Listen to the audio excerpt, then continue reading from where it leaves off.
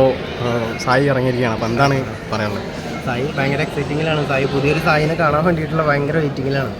കാരണം ഇപ്പം നിങ്ങളെല്ലാവരും കണ്ടിട്ടുണ്ടാവുമല്ലോ ഗെയിമൊക്കെ. അപ്പോൾ ഒരുപാട് കാര്യങ്ങൾ സംസാരിക്കാനുണ്ട്, ഒരുപാട് കാര്യങ്ങൾ കേൾക്കാനുണ്ട്. അതിലേക്ക് വെയിറ്റ് ചെയ്യാം. ഇങ്ങനെ ഒരു പണപ്പെട്ടി എടുത്ത് ഇങ്ങനെ ഇറങ്ങുമെന്ന് വിചാരിച്ചായിരുന്നു? പണപ്പെട്ടി എടുത്തിട്ട് ഇപ്പം സായി കളിക്കുന്ന ഒരു, അല്ലെങ്കിൽ സായിൻ്റെ ഇപ്പോഴത്തെ ഒരു സ്റ്റേജ് വയ്ക്കുമ്പം അത് ഏറ്റവും ബ്രില്യൻ്റ് ആയിട്ടുള്ളൊരു മൂവായിട്ടാണ് എനിക്ക് തോന്നിയത്. പിന്നെ സായി ഒന്നും കാണാതെ ഒന്നും സായി ഒന്നും ചെയ്യില്ല എന്ന് എനിക്ക് 100% ഉറപ്പാണ്. അപ്പം സായിൻ്റെ ബ്രില്യൻ മൂവ് തന്നെയാണ്. അതിൽ ഫുൾ ഹാപ്പിയാണ് നമ്മൾ. ഇനിയിപ്പോൾ സീക്രട്ട് ഏജന്റ് ഉണ്ടാവില്ല, സായി കൃഷ്ണ മാത്രം ഉണ്ടാവുള്ളൂ എന്നാണ് അദ്ദേഹം പറഞ്ഞത്. ഇല്ല, സായി മുന്നത്തെ വീഡിയോയിലാണെങ്കിലും സായി എപ്പോഴും പറയാറുണ്ട് എൻ്റെ ജോബാണ് യൂട്യൂബ്, അതുകൊണ്ട് അതിൽ സീക്രട്ട് ഏജൻ്റ് ആയിട്ട് തന്നെ ആയിരിക്കും ലൈഫിൽ. എനിക്കിപ്പം നമ്മളെ സംബന്ധിച്ചിടത്തോളം എനിക്ക് വലിയൊരു ചേഞ്ച് ഒന്നും, എൻ്റെ അടുത്തും നമ്മളെ ഫ്രണ്ട്സിൻ്റെ അടുത്തൊക്കെ സായി ഇങ്ങനെ തന്നെയാണ് നിൽക്കാറ്.